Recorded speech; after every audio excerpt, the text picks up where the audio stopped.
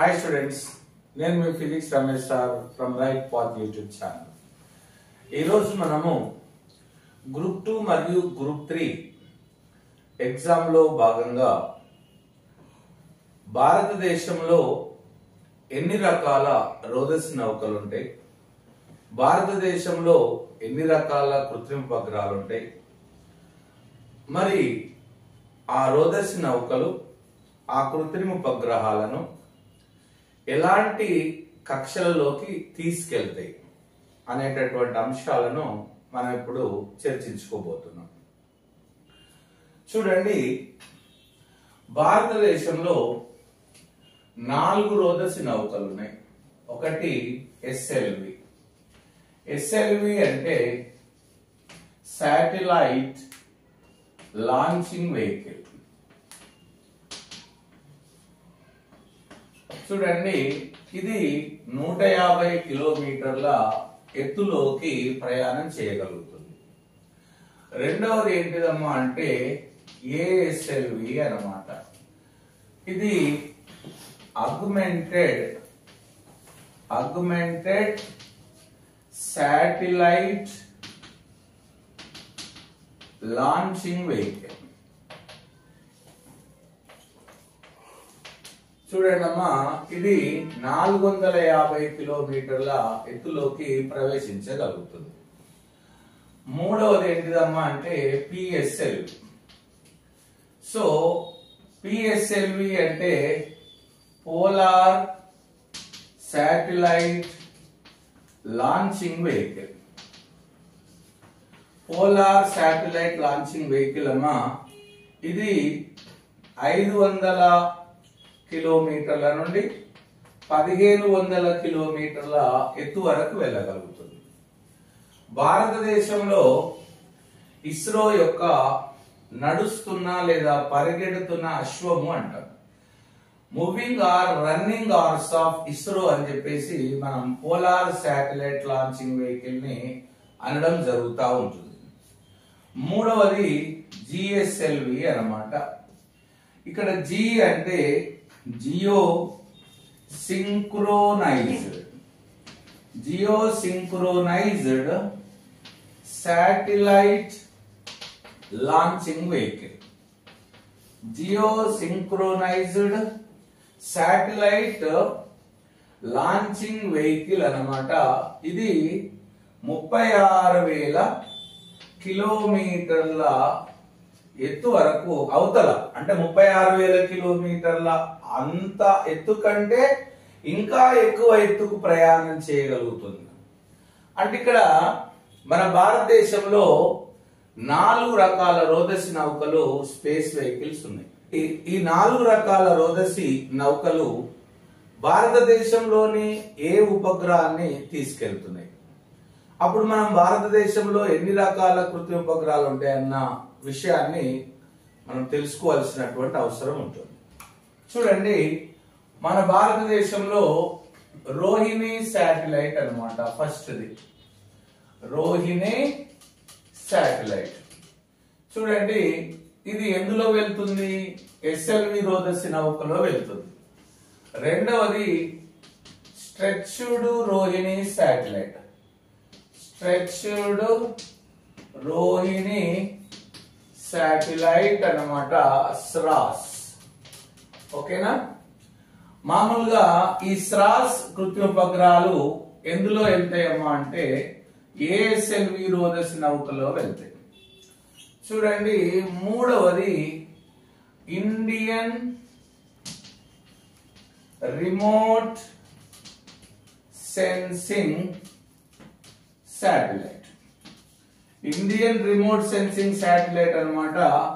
దీన్ని ఐఆర్ఎస్ అంటాం. ఓకేనా? ఇది ఎందులో వెళ్తుందమ్మా అంటే పిఎస్ఎల్వి రోదసి నౌకలో వెళ్తుంది. ఇకపోతే 4వ రకం రోదసి నౌకలు అన్నమాట. ఏంటివి అంటే మామూలుగా Indian national satellite. Indian national satellite అన్నమాట. వీటిని ఇన్సాట్ అంటాం. ఈ ఇన్సాట్ కృత్రిమ ఉపగ్రహాలను మనము ఎందులో తీసుకెళ్తామమ్మా అంటే ఇన్సాట్ ఉపగ్రహాలను మనం ఎందులో తీసుకెళ్తాము అమ్మా అంటే జిఎస్ఎల్వి రోదసి నౌకలలో తీసుకెళ్తాం.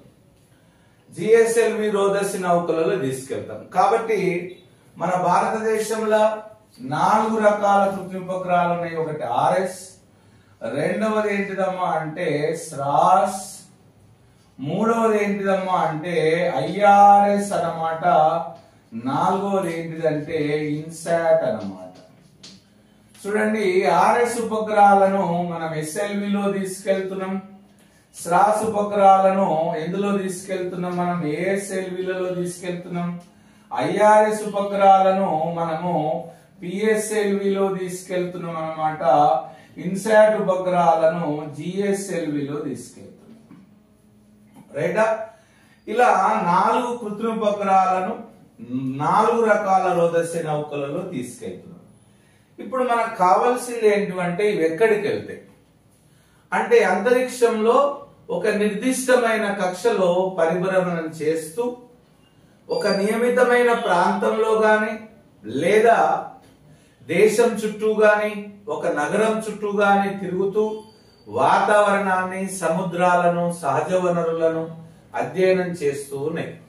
మరి ఈ కృత్రిమ ఉపగ్రహాలు ఎన్ని రకాల కక్షల్లోకి ప్రవేశపెడతాయో ఇప్పుడు కృత్రిమ ఉపగ్రహాలు వెళ్ళేటటువంటి కక్షలను మనం కాస్త గమనిద్దాం. ఓకే, చూడండి, ఇప్పుడు మనం ఇది ప్రపంచవ్యాప్తంగా ఉన్నటువంటి కక్షలు అన్నమాట. అంతరిక్ష కక్షలు ఎలా ఉన్నాయి అంటే ఇది భూమి అనుకున్నామండి. ఈ భూమి అనుకున్నట్లయితే ఫస్ట్ 500 కిలోమీటర్ల ఎత్తు, 500 లోపు కిలోమీటర్ల ఎత్తులో ఉన్నటువంటి కక్షను మనం ఏమంటామమ్మా అంటే ఎల్ఈఓ అంటాం. ఎల్ఈఓ అంటే లో ఎర్త్ ఆర్బిట్ అన్నమాట. ఓకేనా? లో ఎర్త్ ఆర్బిట్. రెండవది ఏంటిదమ్మా అంటే 500 నుండి 1500 కిలోమీటర్ల ఎత్తులో వరకు ఉన్నటువంటి కక్షను ఏమంటామమ్మా అంటే ఎస్ఎస్ఓ అంటాం. ఎస్ఎస్ఓ అమ్మా అంటే సన్ సింక్రోనస్ ఆర్బిట్ అన్నమాట. సన్ సింక్రోనస్ ఆర్బిట్ అన్నమాట.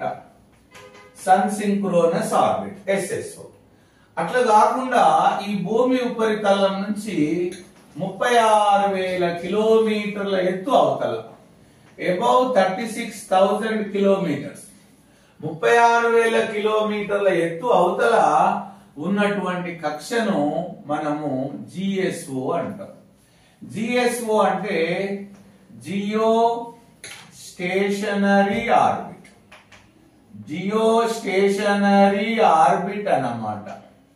మరి ఈ జియో స్టేషనరీ ఆర్బిట్ ఎక్కడ ఉంటుంది అంటే మన భూమి యొక్క గురుత్వాకర్షణ బలము లేదా శక్తి 3,200 కిలోమీటర్ల వరకు ఉంటుంది. మరి 36,000 కిలోమీటర్ల ఎత్తుకెళ్ళిన తర్వాత సూర్యుని గురుత్వాకర్షణ పరిధిలోకి మనం వెళ్ళిపోతాం. కాబట్టి మన భూమి మీద 3 రకాల కృత్రిమ ఉపగ్రహాల కక్షలు ఉన్నాయి. 500 కిలోమీటర్ల ఎత్తు వరకు ఉన్నదాన్ని ఎల్ఈఓ అంటాం. దీన్ని భూ సమీప కక్ష అంటాం, లో ఎర్త్ ఆర్బిట్. 500 నుంచి 1500 కిలోమీటర్ల ఎత్తులో ఉన్నదాన్ని ఎస్ఎస్ఓ అంటాం, సన్ సింక్రోనస్ ఆర్బిట్ అంటాం. అట్లా కాకుండా అంటే ఇది సూర్యుని ఉపాంతర కక్ష అన్నమాట ఎస్ఎస్ఓ అంటే. అట్లా కాకుండా 36,000 కిలోమీటర్ల ఎత్తులో ఉన్నటువంటి కక్షను భూ స్థిర కక్ష అంటాం, జియో స్టేషనరీ ఆర్బిట్ అంటాం. ఈ కృత్రిమ ఉపగ్రహాలను ఈ కక్షల్లో ప్రవేశపెడతాం. ఇప్పుడు మనం చూడండి, మనకు ఎస్ఎల్వి, ఏఎస్ఎల్వి రోదసి నౌకలు ఒకటి 150 కిలోమీటర్లు, ఒకటి 500 కిలోమీటర్లు. కాబట్టి సో ఇక్కడ మనం తీసుకున్నట్లయితే ఎస్ఎల్వి, ఏఎస్ఎల్వి రోదసి నౌకలను వాటిలో పంపేటటువంటి రోహిణి శాటిలైట్లను, స్ట్రెచ్డ్ రోహిణి శాటిలైట్లను మనము ఎల్ఈఓ కక్షలోకి పంపిస్తాం. అట్లా కాకుండా పిఎస్ఎల్వి రోదసి నౌకలను చూడండి, 1500 కిలోమీటర్ల ఎత్తు వరకు ఉన్నటువంటి ఎస్ఎస్ఓ కక్షలోకి పంపిస్తాం. ఈ కక్షలో మనం ఐఆర్ఎస్ కృత్రిమ ఉపగ్రహాలను ప్రయోగిస్తాం. అట్లా కాకుండా 36,000 కిలోమీటర్ల ఎత్తు అవతలున్నటువంటి కక్షలోకి జిఎస్ఎల్వి రోదసి నౌకలు వెళ్తా ఉన్నాయి. అంటే ఇన్సాట్ ఉపగ్రహాలు వెళ్తా ఉన్నాయి. ఈ ఇన్సాట్ ఉపగ్రహాలన్నీ కూడా ఏంటివమ్మా అంటే అవి కమ్యూనికేషన్ శాటిలైట్స్ అన్నమాట. ఇన్సాట్ గాని, ఇప్పుడు కొత్తగా వచ్చినటువంటి జీసాట్ గాని, ఇంకా కొత్తగా వచ్చినటువంటి కమ్యూనికేషన్ శాటిలైట్